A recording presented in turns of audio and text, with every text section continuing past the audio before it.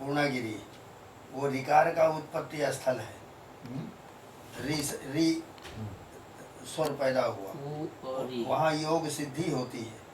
मंत्राधिष्ठात देव प्रत्यक्ष दर्शन देते हैं। वाम गंडा स्थल की पतन भूमि पर अर्बुदाचल पीठ हुआ, रिकार का प्रादुर्भाव हुआ, वहाँ अंबिका नाम की शक्ति है। वाम मार्ग की सिद्धि होती है, दक्षिण मार्ग में विघ्न होते हैं।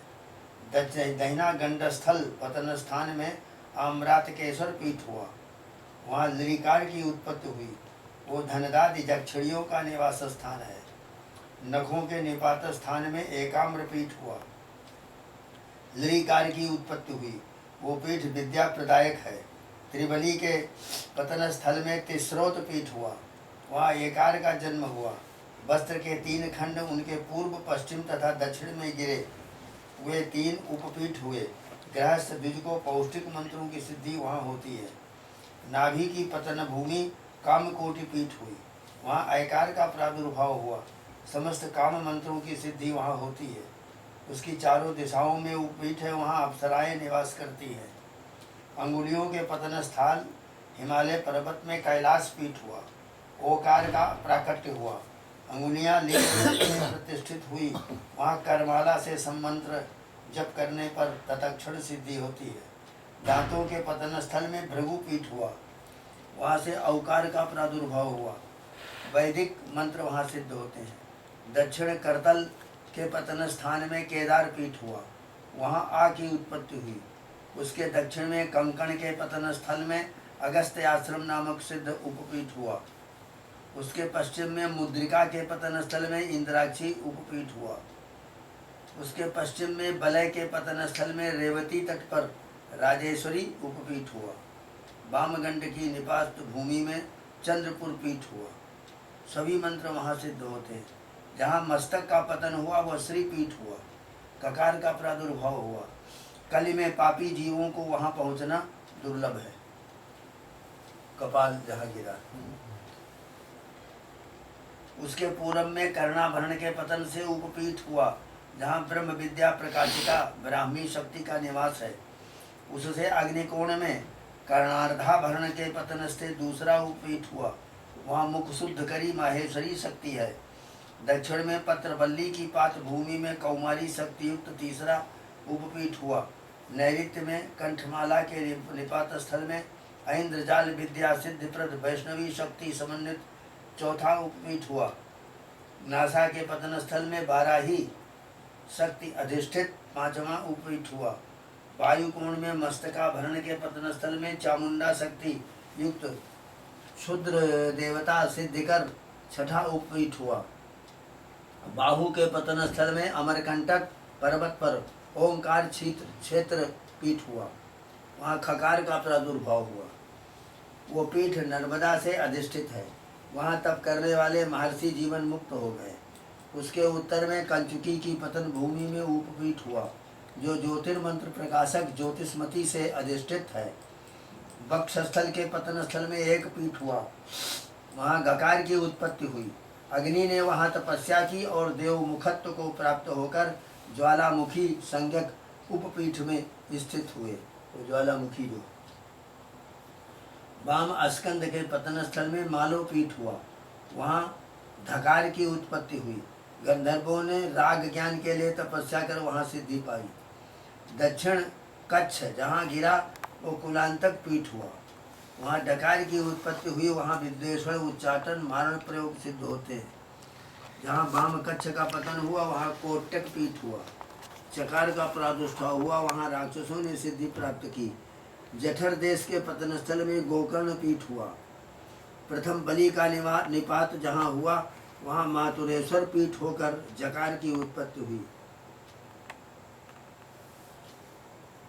ये सब राजगृह राजगिरी जो है पटना के पास, उज्जैनी पीठ, जोगिनी पीठ, दक्षिण जंघा से वाम जंघा में क्षीरिका पीठ,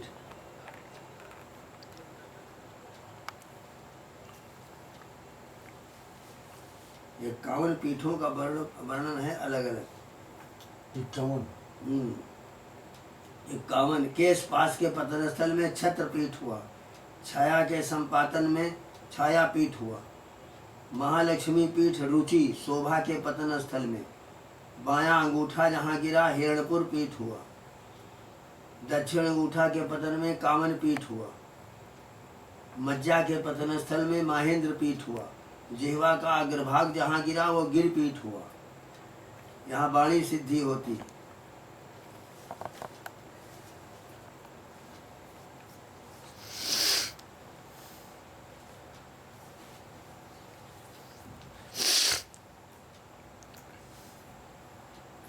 माया के द्वारा ही परब्रह्म से विश्व की सृष्टि होती है। सृष्टि हो जाने पर भी उसके विस्तार की आशा तब तक नहीं होती जब तक चेतन पुरुष की उसमें आसक्ति न हो। अतएव सृष्टि विस्तार के लिए काम की उत्पत्ति हुई। रजः सत्व के संबंध में द्वैत सृष्टि का विस्तार होता है, परंतु तम कारण रूप है। वहाँ द्वैत दर्शन को उसकी कमी से मोह की कमी होती है। सत्वमय सूक्ष्म कार्य रूपी विष्णु, रजोमय और स्थूल कार्य रूपी ब्रह्मा के मोहित हो जाने पर भी कारण आत्मा शिव मोहित नहीं होते। परंतु जब तक कारण में भी मोह नहीं, तब तक सृष्टि की पूर्ण स्थिति नहीं होती। इसलिए स्थूल सूक्ष्म कार्य चैतन्यों की ऐसी रुचि हुई कि कारण चैतन्य भी मोहित हो, परंतु वो अघटित घटना पटी ऐसी महामाया के ही बस की बात है। इसलिए सबने उसी की आराधना की। देवी के प्रसन्न हुई तो अपने पति को स्वाधीन करना चाहती हैं। स्वाधीन भर्तृका स्त्री ही परम सौभाग्यशालिनी होती है। वही हुआ। महामाया ने शिव को स्वाधीन कर लिया, फिर भी पिता द्वारा पति का अपमान होने पर उसने उस पिता से संबंधित शरीर को त्याग देना उचित समझा। महाशक्ति का शरीर उसका लीला विग्रह है। बुलाओ उनको, मिश्रा जी को। आ रहे हैं, भोजन कर रहे हैं। जैसे निर्विकार चैतन्य शक्ति के योग से साकार विग्रह धारण करता है, वैसे ही शक्ति भी अधिष्ठान चैतन्य युक्त होकर साकार विग्रह धारण करती है। इसीलिए शिव पार्वती दोनों मिलकर अर्धनारीश्वर के रूप में व्यक्त होते हैं। अधिष्ठान चैतन्य सहित महाशक्ति का उस लीला विग्रह सती शरीर से तिरोहित हो जाना ही सती का मरना है। प्राणी को तपस्या एवं आराधना से ही शक्ति को जन्म देने का सौभाग्य एवं उसे परमेश्वर से संबंधित कर अपने को कृतकृत्य करने का सौभाग्य प्राप्त होता है। यदि बीच में प्रमाद से अहंकार उत्पन्न हो जाता है तो शक्ति उससे संबंध तोड़ लेती है। फिर उसकी वही स्थिति होती है जो दक्ष की हुई। सती का शरीर यद्यपि मृत हो गया, तथापि वो महामाया महाशक्ति का निवास स्थान था। श्री शंकर उसी के द्वारा उस महाशक्ति में रत थे। अतः मोहित हो जाने के कारण भी फिर उसको छोड़ न सके। यद्यपि परमेश्वर सदा स्वरूप में ही प्रतिष्ठित होते हैं, फिर भी प्राणियों के अदृष्ट बस उनके कल्याण के लिए सृष्टि पालन संहरण आदि कार्यों में प्रवृत्त से प्रतीत होते हैं। उन्हीं के अनुरूप महामाया में उनकी आसक्ति और मोह की भी प्रतीति होती है। इसी मोहवश शंकर महाशक्ति के अधिष्ठान भूत प्रिय देह को लेकर घूमने लगे। देवता विष्णु ने मोह मिटाने के लिए उस देह को शिव से वियुक्त करना चाहा। साथ ही अनंत शक्तियों की केंद्रभूता महाशक्ति के अधिष्ठान भूत उस देह के अवयवों से लोक का कल्याण हो, ये भी सोचकर भिन्न भिन्न स्थानों में विभिन्न अंगों को गिराया। भिन्न भिन्न शक्तियों के अधिष्ठान भूत भिन्न भिन्न अंग जिन स्थानों में पड़े, वहाँ उन शक्तियों की सिद्धि सरलता से होती है। जैसे कपोत और सिंह के मांस आदि में भी उनकी विशेषता प्रकट होती है, वैसे ही सती के भिन्न भिन्न अवयवों में भी उनकी विशेषता प्रकट होती है। इसीलिए जैसे हिंगू के निकल जाने पर भी उसके अधिष्ठान में उसकी गंध वासना रहती है, वैसे ही सती की महाशक्तियों के अंतर्हित होने पर भी उन अधिष्ठानों में वो प्रभाव रह गया है। जैसे सूर्य कांतामणि पर सूर्य की रश्मियों का सुंदर प्राकट्य होता है, वैसे ही उन शक्तियों के अधिष्ठान भूत अंगों में उनका प्राकट्य बहुत सुंदर होता है। यहाँ तक कि जहाँ जहाँ उन अंगों का पात हुआ वे स्थान भी दिव्य शक्तियों के अधिष्ठान माने जाते हैं। वहाँ भी शक्ति तत्व का प्राकट्य अधिक है। अतएव उन पीठों पर शीघ्र ही सिद्धि प्राप्त होती है। अंग संबंधी कोई अंश या भूषण वासनादि का जहाँ पात हुआ वही उपपीठ, उनमें भी विशेष शक्ति तत्वों का आविर्भाव होता है। केंद्रभूता अनंत शक्तियों की केंद्रभूता महाशक्ति का जो अधिष्ठान हो चुका है, यह एवं तत्संबंधी समस्त वस्तुओं में शक्ति तत्व का बाहुल्य होना ही है। वैसे तो जहाँ भी कहीं जिस किसी भी वस्तु में जो भी शक्ति है उन सब का ही अंतर्भाव महामाया में ही है। यच्च किंचित क्वचित वस्तु सद सदवाखिलात्मके तस्य सर्वस्य या शक्ति सात्वं किं स्तूयते तदा। हम किसकी स्तुति करें? अपनी अपनी योग्यता और अधिकार के अनुसार इष्ट देवता मंत्र पीठ उपपीठ के साथ संबंध जोड़ने से सिद्धि में शीघ्रता होती है। अनादि निधनम ब्रह्म शब्द रूपम जदक्षरम विवर्ततेर्थ भावेन प्रक्रिया जगतो जतः। ये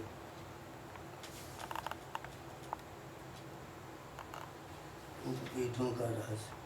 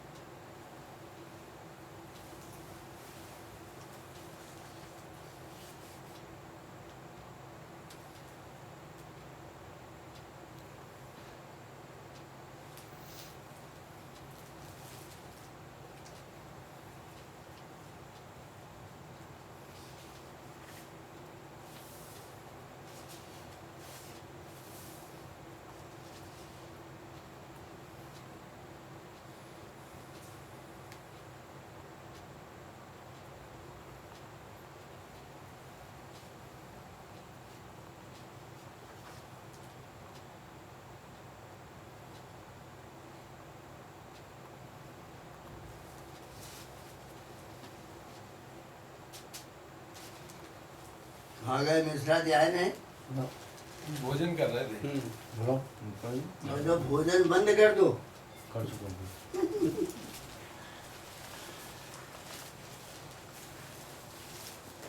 आज आप बढ़िया चीज सुना। कहाँ है चश्मा दूसरा? ये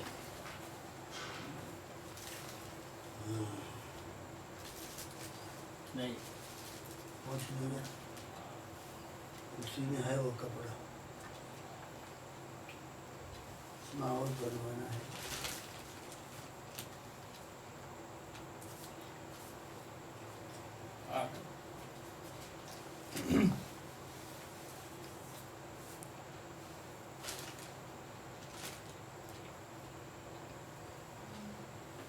स्वामी जी का एक लेख है, ये तो भक्ति सुधा उन्हीं का ग्रंथ है। बड़ा अद्भुत विवेचन है इसमें। गणपति जी को। गणपति जी का। एक दिन ऐसे ही बैठे हुए सहसा माँ के प्रति इतने कारुणिक हो गए कि रोने लग गए। वो बड़ा अद्भुत वर्णन है, 2 पन्ने का एक लेख है, दे देंगे। ठीक कर दो। इम्पोर्टेंट है इसका। आ रहे हो? जी शुरुआत की छूट जाएगी। फोन इम्पोर्टेंट है। लगा लिया वो है। आगे बढ़िए। आइए आज आपको एक सुना रहे हैं महाराज त्रिपाठी जी का। माँ के चरणों में बस इतने कहा हम लोगों ने। नारायणं नमस्कृत्य नरं चैव नरोत्तमं देवीं सरस्वतीं व्यासं ततो जयमुदीरयेत्। कृष्णाय वासुदेवाय हरये परमात्मने प्रणतक्लेशनाशाय श्रीकृष्णाय नमो नमः। सर्वमंगलमांगल्ये शिवे सर्वार्थसाधिके शरण्ये त्र्यंबके गौरी नारायणि नमोस्तुते।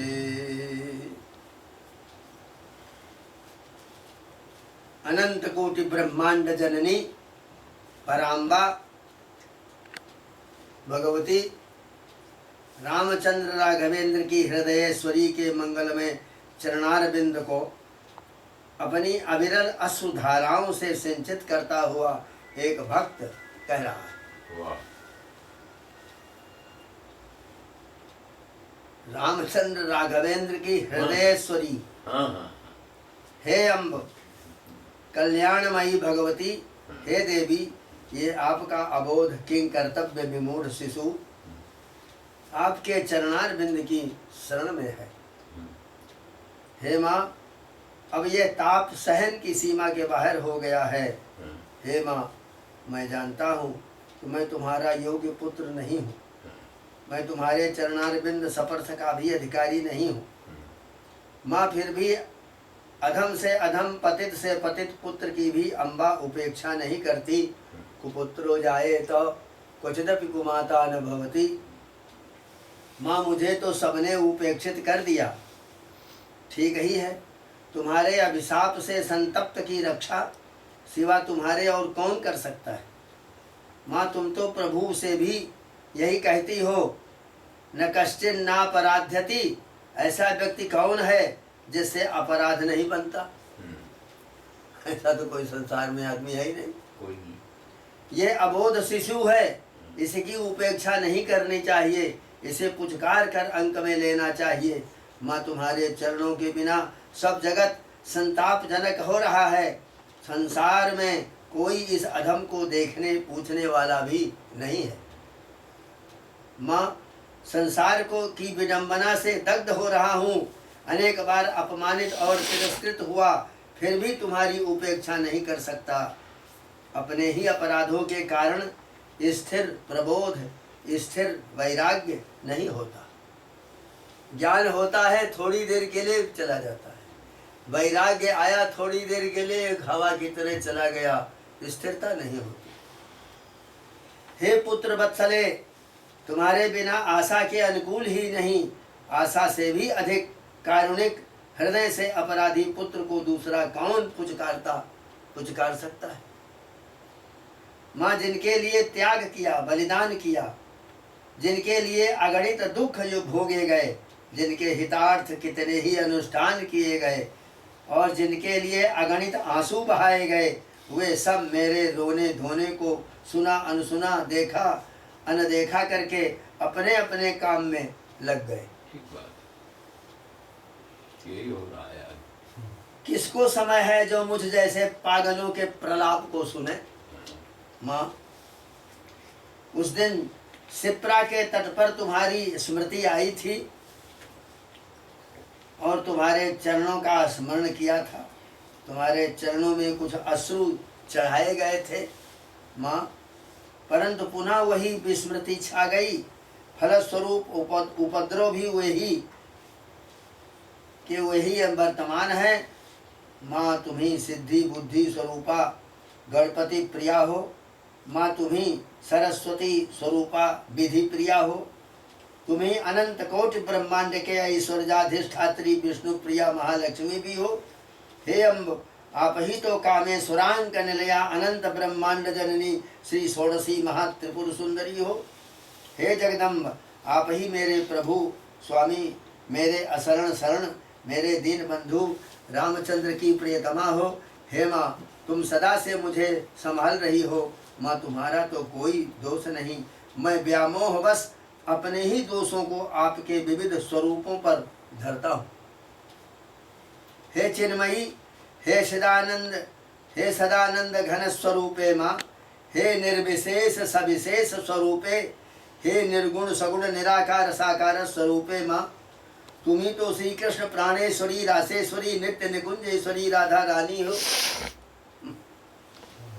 माँ तुम्ही परब्रह्म महिषी साक्षात परब्रह्म विद्या स्वरूपिणी हो और तुम्ही प्रत्यक्ष चैतन्य या ब्रह्म स्वरूपा भी हो। माँ तुम्ही 10 महाविद्या तथा अनंत उपविद्या स्वरूपा हो। निगमागम बंदिते सर्वशास्त्र महातात्पर्य गोचरे भगवती आप सर्वातीत होती हुई भी सर्वस्वरूपा हो। क्या बात। सर्व स्त्री स्वरूपा सर्व पुरुष स्वरूपा जड़ चैतन्य एवं चराचर स्वरूपा भी आप ही हो। माँ साध्वी असाध्वी सती असती माँ सब तुम ही तो हो। माँ तुम अच्छी हो। तुम तो केवल मेरे पापों के कारण ही दुख निदान प्रतीत होती हो। माँ उल्टाएं और बेस्याएं क्या आपसे भिन्न है? नहीं नहीं माँ आपको पहचानने में भ्रम है। माँ मैंने किसी रूप में आप पर दोषारोपण किया हो, आपका अपमान किया हो तो भी अम्ब क्षमा करो। माँ तुम्हारे चरणार बिंद की नखमण चंद्रिका से हृदयांधकार मिटता है। तुम्हारे चरण पंकज पराग से पाप ताप शांत होते हैं। माँ अपनी बिरुदावली के अनुसार एक इस असफल निराश हताश अधम का भी उद्धार करो। अपने अंक में नहीं तो चरणों में बिठा लो। माँ दिशाएं विदिशाएं शून्य और संतप्त प्रतीत हो रही है। कहाँ जाऊं क्या करूं? क्या जगदम्ब सूरथ के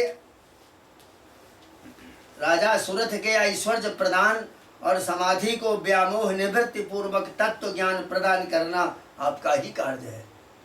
यही दुर्गा पाठ।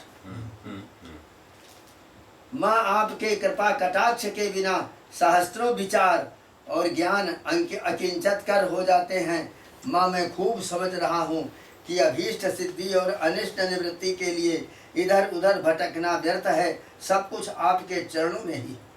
माँ छाया के पीछे भटकने से जैसे छाया नहीं मिलती, ठीक वैसे ही माया के पीछे भटकने से भी काम नहीं चलेगा। आपके चरणार बिंद की ओर चलते ही सूर्याभिमुख चलने पर छाया के समान ही माया आएगी। माँ फिर यह भी तो बिना आपकी कृपा के संभव नहीं है। वत्सले तुम्हारे चरणों की शरणागति भी तो तुम्हारी ही कृपा का फल है। माँ अब चित्त अत्यंत ही उब गया है, हृदय अत्यधिक व्रणित हो गया है। अब कोई दूसरा माँ सहारा भी नहीं है। माँ जिन्हें हम रक्षक समझते थे, माँ बिना तुम्हारे अनुकूल हुए उनकी भी कृपा अब जाती रही। जिन पर बड़ा ही भरोसा था, जिन्हें मार्गदर्शक मानने को जो जी चाहता था, माँ उन्होंने भी तो सूखा रुख अख्तियार लिया। माँ अब उपेक्षा से काम नहीं चलेगा। माँ अब या तो वर्तमान इष्टानिष्ट विप्रयोग संप्रयोग निमित्तों को दूर करो या व्यामोह दूर करो, या फिर अब शीघ्र ही अपने चरणों में बुला लो। आपसे दूर रहने में तो वस्तुतः शांति का पाना संभव ही नहीं। कामों के भोग से कामों की शांति संभव नहीं है। घृत की आहुति से जैसे अग्नि की वृद्धि होती है, वैसे ही भोग से काम की वृद्धि होती है। न जातु कामः कामानां उपभोगे न साम्यति हविषा कृष्ण भरत में वो भूय एवाभिवर्धते। पृथ्वी भर में जो भी व्रीहि जव और हिरण और पशु और स्त्रियां हैं, वे सब मिलकर भी एक व्यक्ति को भी तृप्त करने में समर्थ नहीं है।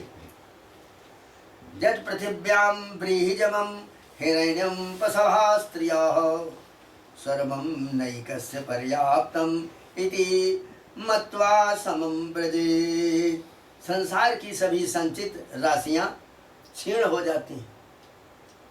सभी समुन्नतियों का अंत में पतन होता है। सभी संजोगों का अंत में वियोग हो जाता है और सभी जीवनों का मरण में ही पर्यावसान है। सर्वे क्षयांता निचयाः पतनान्ता समुत्सृजाः संयोगा विप्रयोगान्ता मरणान्तं च जीवितम्। ये बड़ा अद्भुत श्लोक है वाल्मीकि रामायण में। बड़ी अद्भुत कथा है। जिस समय पर नैमिषारण्य में यज्ञ हो रहा था और भगवान राम 3 वर्ष का वो यज्ञ चलता रहा, करोड़ों आदमी उसमें भाग लिए, तो कहला भेजा था वाल्मीकि जी को कि सीता को लेकर के आवे उस यज्ञ में। तो वो सीता को लेकर आए, उनकी कुटी थी वहां पर पड़ रहे।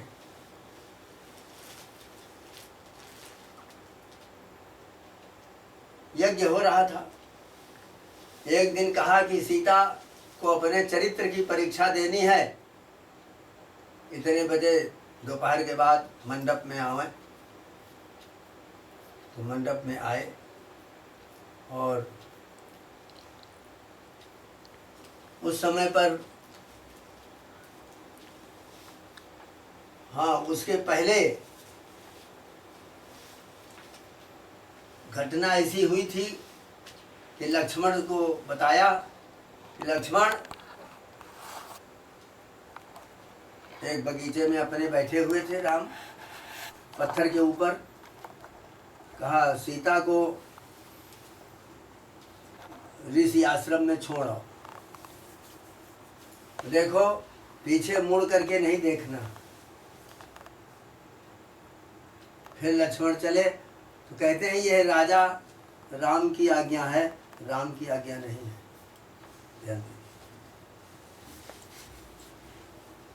लक्ष्मण गए, सीता जी बिगड़ रही है कि लक्ष्मण तुम हमको ले नहीं चलते हो ऋषि आश्रमों में, सब पकवान में भरे रखे हैं, सब वस्त्र हैं, आभूषण हैं वहाँ ऋषियों को देने के लिए। श्री लक्ष्मण ने कहा माँ रथ तैयार है, कुछ बोल नहीं सके। ले करके गए सुमंत जी और वहाँ रथ में जाकर उनको वाल्मीकि आश्रम में पास में छोड़ आए।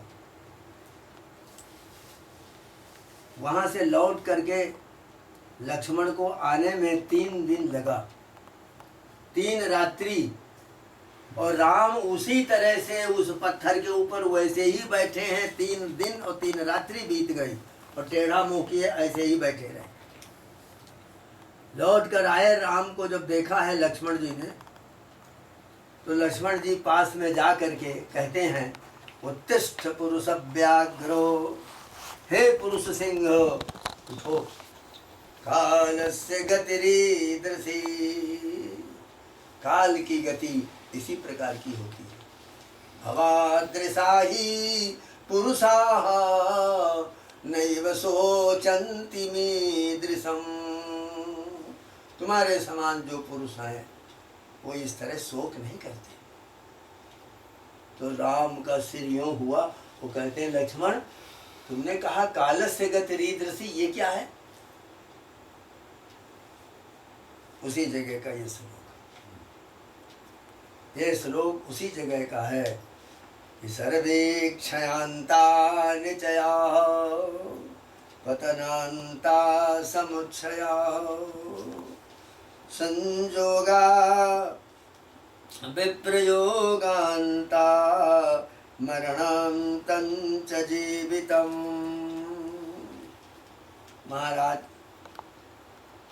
जितने भी संग्रह हैं, आप पूछ रहे हैं काल की गति ईदृशी वो क्या है, तो बता रहे हैं काल की गति यही है कि जितने भी संग्रह आप कर रहे हैं, पुत्र का संग्रह, धन का संग्रह, जमीन का संग्रह, प्रतिष्ठा का संग्रह, जितने भी संग्रह आपके पास हैं, उनकी और आगे अवस्था क्या है?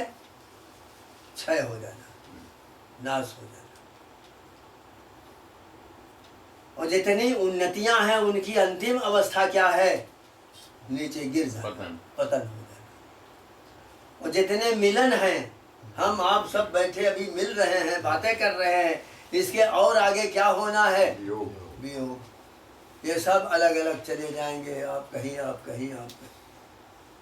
सर्वे संयोगा विप्रयोगांता मरणांतं च जीवितम्, और जितने जीवित हैं इनकी और आगे अवस्था क्या है? मृत्यु।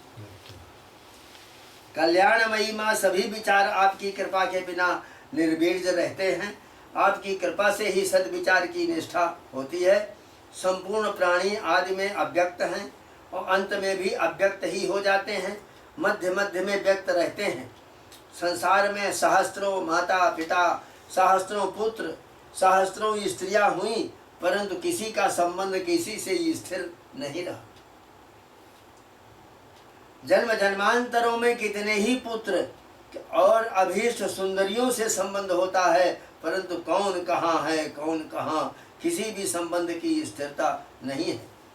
जैसे महोदधि में इधर उधर से अनेकधा काष्ठ इकट्ठे होते हैं और किसी लहर के वेग से पुनः अलग अलग हो जाते हैं और बह जाते हैं, वैसे ही कार्य परतंत्र प्राणी संयुक्त और वियुक्त होते ही रहते हैं। काल कर्म के परतंत्र हो प्राणी जन्म लेता है, मरता है और भटकता है, तदनुसार ही दुख सुख भी भोगता है।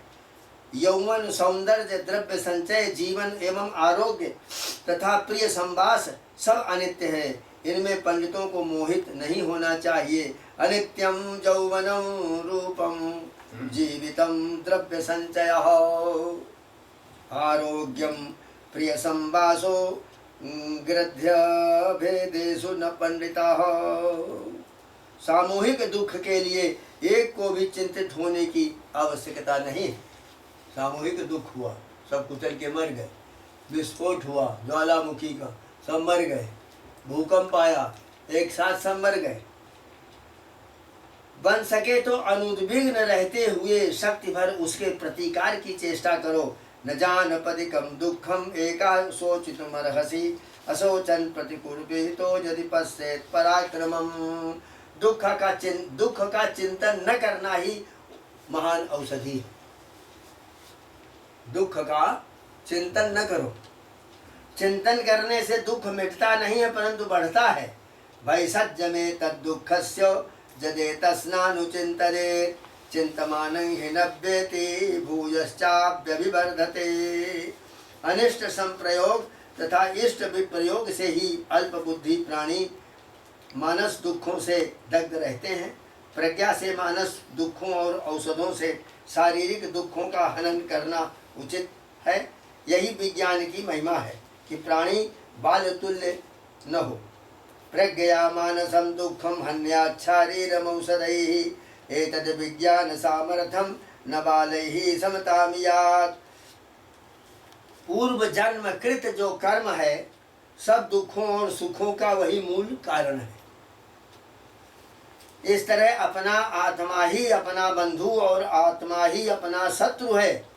शुभ कर्म से सुख होता है और अशुभ कर्म से दुख होता है। बिना किए कुछ भी नहीं होता। ज्ञान विरुद्ध विनाश कारण मूलधाति कर्मों में समझदार लोगों को रत नहीं होना चाहिए।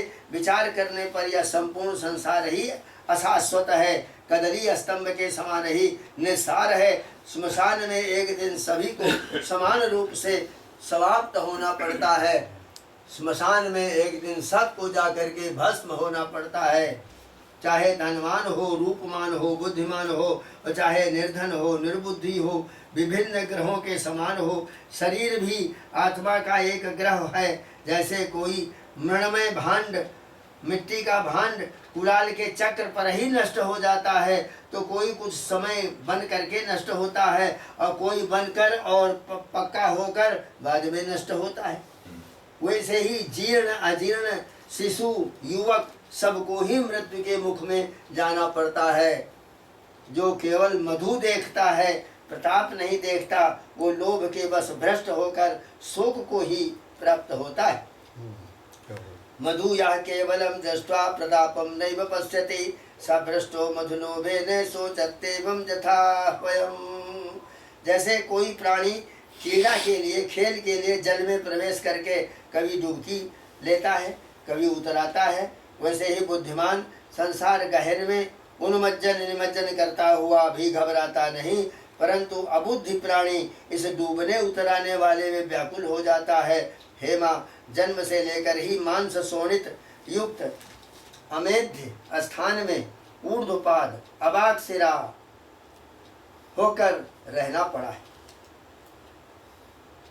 यानी गर्भ जो है वो मांस शोणित, मांस और खून से भरा हुआ अमेध्य स्थान है, उसमें ऊपर को पैर है और नीचे को सिर है, ऐसे होकर रहना पड़ा।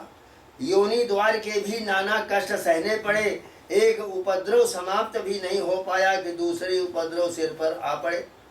जैसे मांस के पीछे स्वान दौड़ते हैं, वैसे ही अधिकांश आधियां व्याधियां मुझ जैसे प्राणियों के पीछे ही रहती हैं। इंद्रिय पासों से बद्ध विविध आसक्तियों से घिरा हुआ प्राणी विविध व्यसनों का शिकार बनता है, उन्हीं व्यसनों से पीड़ित होता और उन्हीं में अतृप्त होकर फंसा रहता है। व्यामोहवश साधु असाधु कर्मों को करता हुआ अनिवार्य रूप से प्राणी तत्फल का भागी होता है। यमदूतों और काल से आकृष्ट होता हुआ विविध विपत्तियों का भाजन बनता है।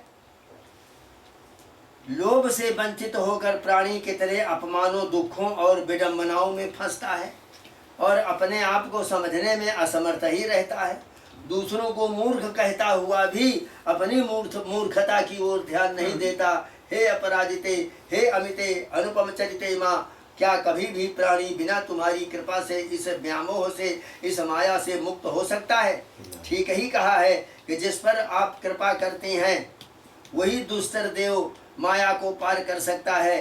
तभी स्वश्रृगाल भक्ष शरीर, स्व और श्रृगाल के द्वारा खाया जाने वाला यह शरीर, इससे मम और अहम बुद्धि हट सकती है, पर इसके लिए निर्व्यलीक, निष्कपट, अकेतव रूप से आपकी शरणागति अपेक्षित है।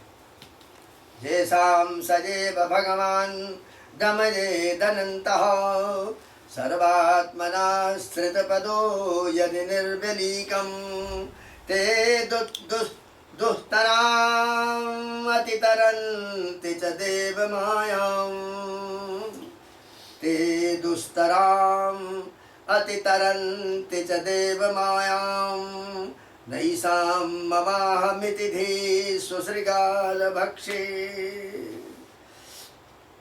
माँ, कितना भीषण संसार है। आपने शास्त्रों में तो बतला रखा है कि कोई ब्राह्मण हिंस, व्याघ्र, संकुल, गहन कांतार में पहुंच गया, जहां पर हिंसक जीव रहते हैं, ऐसे जंगल में गया, सिंह, व्याघ्र, गज एवं भल्लुकों के कर्कश घोर नादों एवं भीषण आकृतियों से घिर गया। उस भीषण स्थिति को देखकर साक्षात यम को भी त्रास हो सकता है। ब्राह्मण का हृदय उद्विग्न हो गया, देह में रोमांच हो गए। वो घोर गहन में दसों दिशाओं में शरण ढूंढता हुआ भटकता है, भागने का प्रयत्न करता है, पर भाग भी नहीं सकता। अकस्मात अन्य भयंकर वन में पहुंचकर देखता है कि एक भीषण स्त्री ने चारों तरफ जाल फैला रखा है, 5-5 फणों वाले। ये वही भागवत का वो है,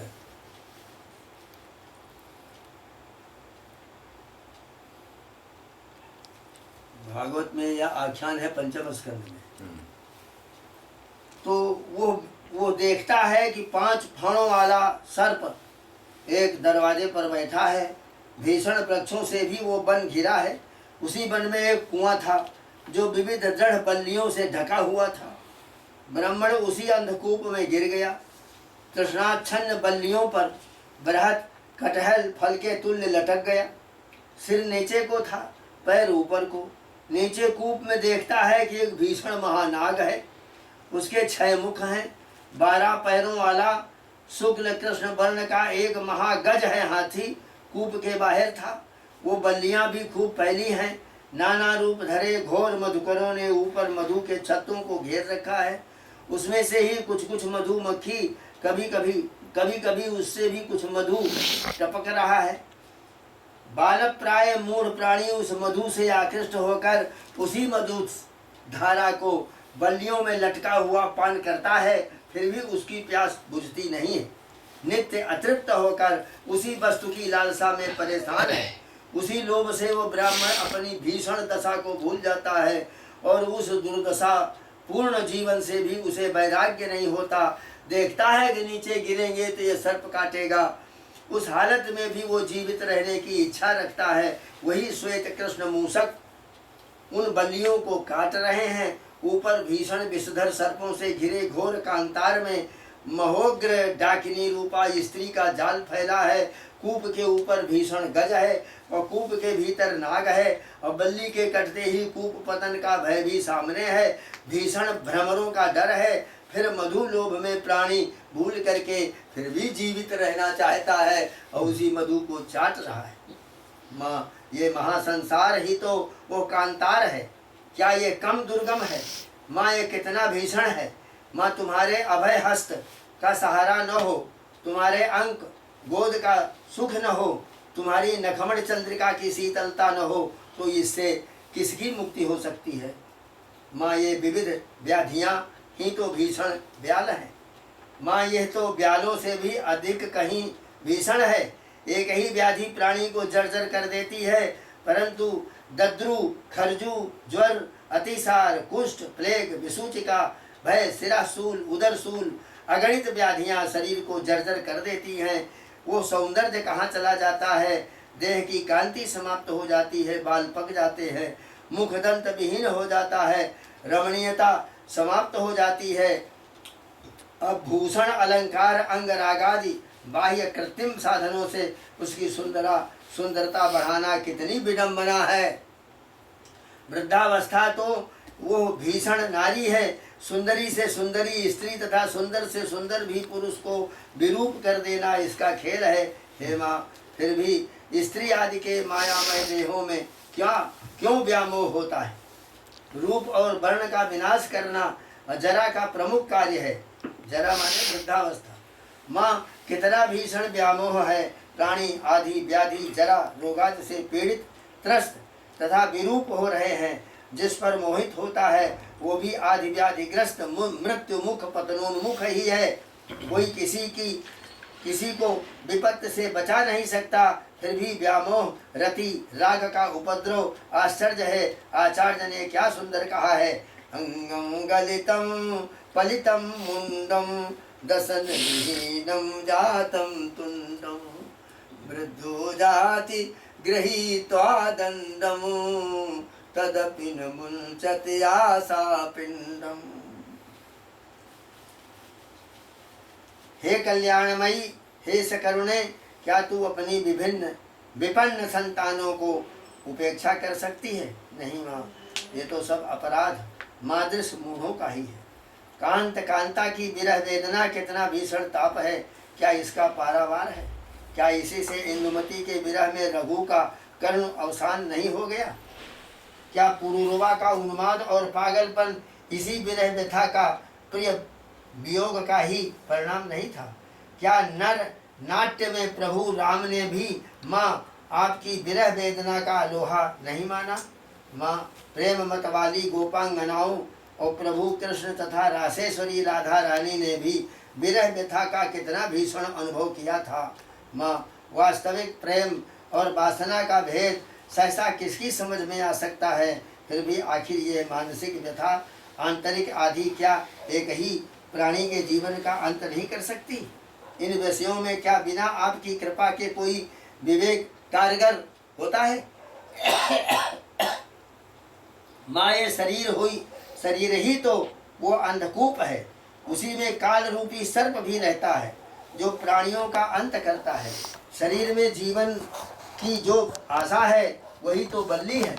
शरीर रूपी कुएं के ऊपर जो 6 मुख 12 पैरों का भीषण गज है वही यही संवत्सरात्मा काल है। 6 ऋतुएं उसके मुख हैं, 12 महीने उसके पैर हैं। शुक्ल कृष्ण पक्ष ही उसके सफेद कृष्ण वर्ण और श्वेत वर्ण हैं। दिन रात ही इस जीवित आशा आयु रूपी बल्ली को प्रतिक्षण काटने वाले मूसक हैं। माँ, विविध काम ही तो भीषण भ्रमर है और विविध काम रस ही वो मधुधाराएं हैं जिनमें प्राणी मोहित हो रहा है। माँ, आपकी कृपा से ही इस संसार चक्र को पार किया जा सकता है। उसके बिना सभी प्रयत्न व्यर्थ होते हैं। माँ, कुछ भी हो, मेरी तो एकमात्र आशा आप ही हैं। माँ, यदि आपने जरा सी भी उपेक्षा की तो फिर मैं कहीं का न रहूँगा। ये शरीर ही रथ है और बुद्धि ही सारथी है और इंद्रियां ही घोड़े हैं।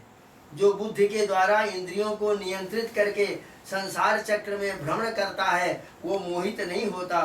संसार में राज्य का छिन जाना, पुत्र का नाश होना, प्रिय पत्नी का नष्ट हो जाना, सुहृदों का नष्ट होना आदि भीषण दुख होते हैं। इन दुखों का भेषज ज्ञान ही है। विक्रम, धन, मित्र, सुहृदों से इस संबंध में कोई लाभ नहीं है, किंतु ज्ञान, दम, त्याग एवं अप्रमाद से युक्त होकर सर्व प्राणियों को अभय देकर जो पद प्राप्त किया जा सकता है वो सहस्त्रों ऋतुओं एवं उपवास से भी प्राप्त नहीं होता। पुत्र, मित्र, वित्त, कलत्र किसी के भी विप्रयोग में जो वेदना होती है उसे कोई अनुभवी ही समझता है। तज्जन्य शोक से प्रत्येक गात्र तथा रोम रोम में दाह उत्पन्न होता है, प्रज्ञा भी अभिभूत हो जाती है।